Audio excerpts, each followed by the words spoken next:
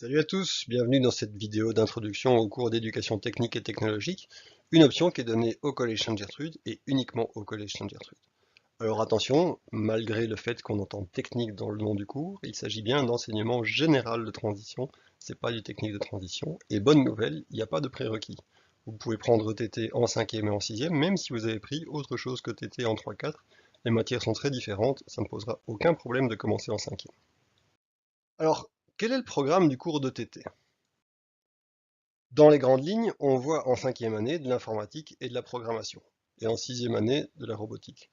Il y a bien sûr une ou deux autres petites choses qu'on va rajouter par-ci par-là. On va essayer notamment de donner un cours de création de sites internet en HTML, mais les matières principales, c'est la programmation et la robotique. Informatique et programmation, ça consiste en quoi? La programmation, c'est l'art d'automatiser la résolution d'un problème.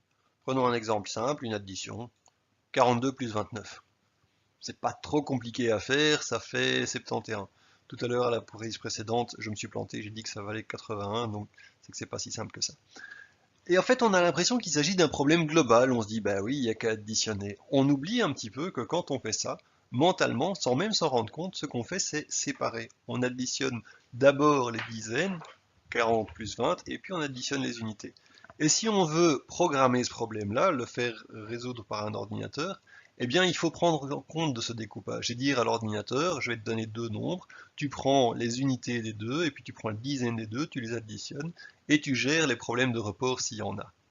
Alors, c'est assez loin de ce qu'on imagine quand on pense à un cours d'informatique, mais ça, c'est un cours de programmation.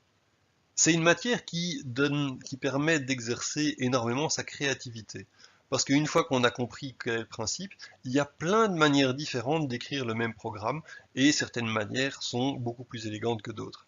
Et puis il y a l'ingéniosité, puisqu'on a régulièrement des élèves qui vont penser à une méthode auquel personne, y compris le prof, n'avait encore pensé, et qui permettent d'être plus ou moins élégantes.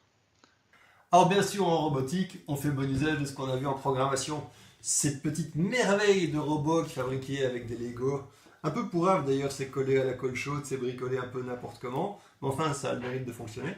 Eh bien, cette petite merveille emporte un microprocesseur qui fait le rôle d'un ordinateur. Ce microprocesseur, évidemment, il faut le programmer. Donc on a écrit un programme sur l'ordinateur, on doit joyeusement transférer le programme dans le robot, et ce programme, il fait quoi? Il va se baser sur les informations des capteurs. Je vais essayer de ne pas tout faire foirer, parce qu'à chaque fois, j'arrache tout. Les capteurs, ici, on a un capteur de distance à ultrasons, on a des capteurs dans le pare-choc qui permettent de détecter si on tape quelque chose. On a un capteur ici en dessous qui permet de mesurer des couleurs, qui va permettre de mesurer, par exemple, où se trouve une ligne noire en dessous du robot. Et le programme doit décider ce qu'on va faire avec le moteur gauche et le moteur droit en fonction des informations reçues par le processeur. Mais pour faire ça, il ne suffit pas de faire de la programmation, évidemment, il faut s'y connaître quand même un minimum en mécanique et en électricité. Ce qui fait qu'en ETT, on a un très sérieux cours de maths, pas de maths, mais d'électricité et de physique. Alors, si vous vous dites, je ne sais pas très bien ce que je veux faire après mes humanités, est-ce que c'est une bonne idée de prendre TT? Ben, je dirais qu'a priori, c'est pas une mauvaise idée, notamment parce que TT, ça reste du général de transition. On forme pas des spécialistes, et c'est pas réservé à des élèves qui vont faire une carrière scientifique. Vous pouvez très bien suivre TT et faire ensuite, je sais pas moi, psycho, kiné, sociaux. J'ai d'anciens élèves qui ont fait ça et qui sont ravis. Moi, j'ai fait un peu pareil. Je suis ingénieur civil, mais j'ai fait du latin jusqu'à Maretto. Et je suis très content d'avoir fait du latin. Ça m'a été utile. Bah, de la même manière, la programmation, ce sera utile pour vous. Ça permet d'apprendre à structurer sa pensée, à raisonner de manière un peu analytique. Et puis, bien sûr, cette option est tout indiquée pour des élèves qui se destinent à une carrière scientifique ou technologique.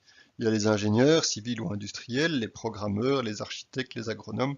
Attention cependant, on voit pas mal de physique en ETT, mais pratiquement pas de bio ou de chimie et pas de maths. Bah, c'est pas grave, vous avez de toute façon des cours de sciences dans le reste de votre formation.